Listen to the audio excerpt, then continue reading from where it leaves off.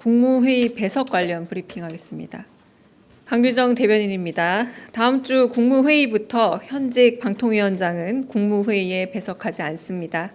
최근 감사원은 현 방통위원장이 정치적으로 편향된 발언을 함으로써 국무원의 정치 운동을 금지하는 국가공무원법을 위반했다고 판단했습니다.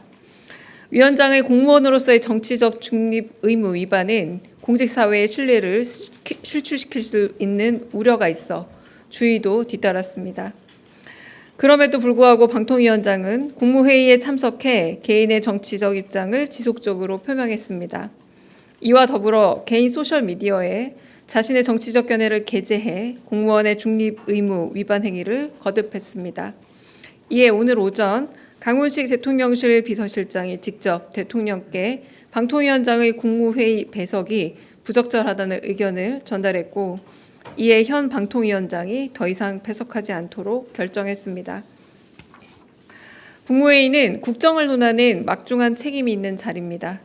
비공개 회의에서 나온 발언이나 토의 내용을 대통령실 대변인의 공식 브리핑 외에 기사화하거나 왜곡해 정치에 활용하는 건 부적절한 공직기강 해이입니다.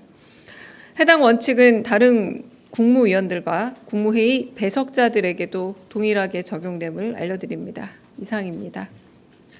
혹시 질문 있으실까요? 네.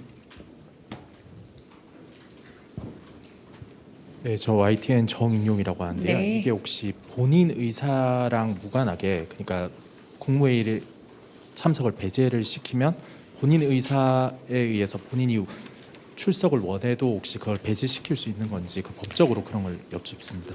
대통령령이 정하고 있는 국무회의 규정 제8조에 보면은 국무회의에는 대통령 비서실장, 국가안보실장, 대통령 비서실 정책실장, 국무조정실장, 인사혁신처장, 법제처장, 식품의약품안전처장, 공정거래위원회 위원장, 금융위원회 위원장, 과학기술혁신본부장, 통상교섭본부장 및 서울특별시장이 배석한다.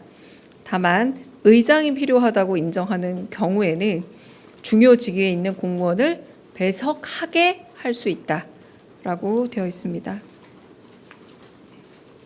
방금 말씀하신 부분에는 관계 전문가를 참석하게 해서 의견을 들을 수 있는 것도 의장의 권한이고요.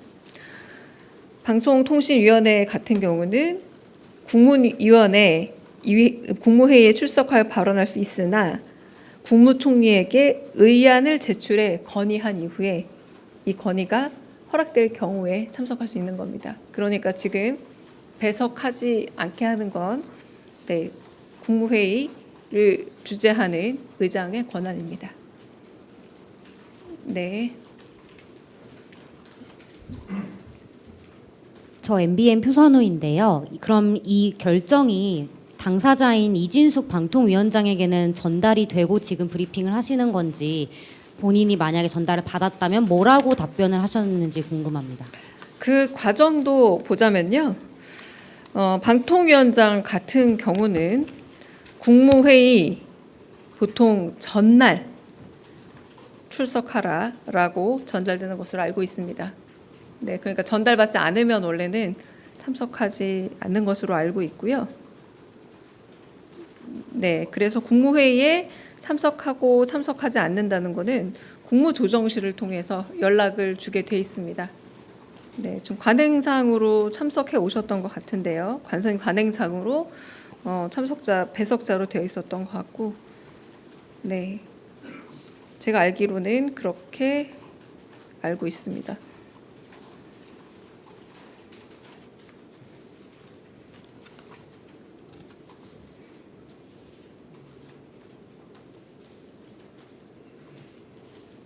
네, 보통 국무조정실에서 전달되고 있기 때문에요. 네. 그러니까 이 부분 저희가 또 지금 표선 기자 질문하셨지만 국무조정실에서 전달 혹은 전전달 하기 전에 벌써 대통령실에서 입장을 전하는 거라 이 자체가 의사의 전달이고 배석하지 않아도 된다, 배석하지 말라는 전달이라고 봅니다. 네. 다른 질문 또 있으실까요?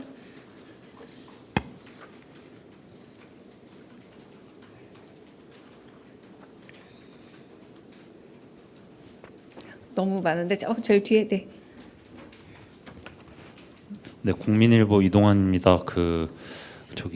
강훈식 비서실장님이 대통령께 보고 드렸을 때 대통령님이 별다른 말씀이나 반응 없으셨는지 궁금합니다. 네, 그건 비서실장에게 확인해 보겠습니다. 반응까지는 제가 여쭤보지 않았습니다. 네.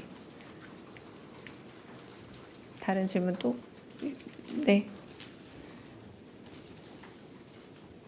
아까 말씀 주신 TV조선 최지원입니다. 네. 아까 말씀 주신 대로라면 그럼 그 동안에는 이진숙 위원장이 그러니까 개별 연락을 받지 않았는데도 통상적으로 참석을 해왔다는 것인지가 궁금하고요. 그리고 또 하나 조금 전에 언론 보도 통해서 이 대통령이 방송 3법에 대해서 시기에 대해서는 구체적으로 언급하지 않았다라고 하면서 일종의 이제 추진에 대해서 교통 정리를 좀 한 것이다 이런 취지의 보도가 있었는데 이거 맞는지도 확인 좀 부탁드립니다. 첫 번째 질문에 대해서 대답을 드리자면 국무총리가 이번에 처음 첫날 급하게 금요일 날 임명되고 토요일 날 저희 예산이 증액된 부분에 대해서 의결하기 위해서 오고 그리고 나서 이제 횟수로는 두 번째지만 거의 첫 번째 제대로 된 국무회의였죠. 그러니까 새 총리 그리고 새 국무조정실에서 특별히 배석자를 바꾸지 않은 상황이었고 배석자는 지난 정부의 관행대로 모셨던 것들이라고 보시면 될 것 같습니다. 두 번째는 그 부분에 대해서는 저는 원칙적인 대답을 계속 드리는데요. 대통령은 많은 국민에게 지지를 받고 어떤 정부가 들어서던 간에 그 권력의 향배와 관계가 없이 방송의 높은 질과 국민의 만족도를 높일 수 있는 그런 방송법에 필요하다라는 의견이셨고 그 내용과 혹은 시기 부분에 대해서는 저는 특별히 따로 전해들은 바는 없습니다. 네. 다른 질문 있으실까요? 네. 네, 아시아경제 임철량입니다. 이진숙 위원장 대신에 대참에서 참석자가 있을 가능성이 있을까요?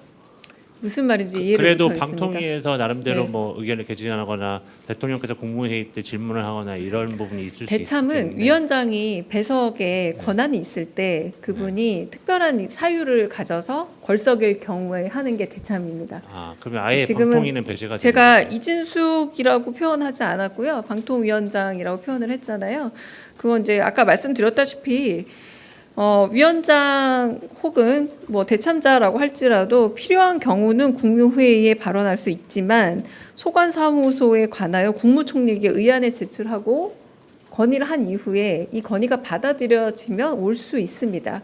이를테면 이번에도 많은 조달청처럼 보고를 하기 위해서 배석한 경우 있지 않았습니까? 이때는 대통령이 배석을 원한다라고 얘기했고 국무회의 전에 배석이 전달이 된 거고 그래서 참석한 거죠.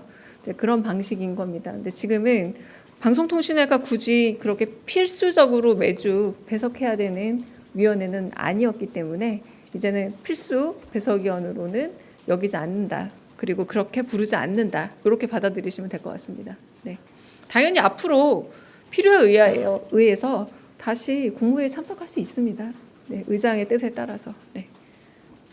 다른 질문 또 있으실까요? 네, 없으신 걸로 알고 네, 여기까지 하겠습니다. 4시 정도에 제가 추가 마칠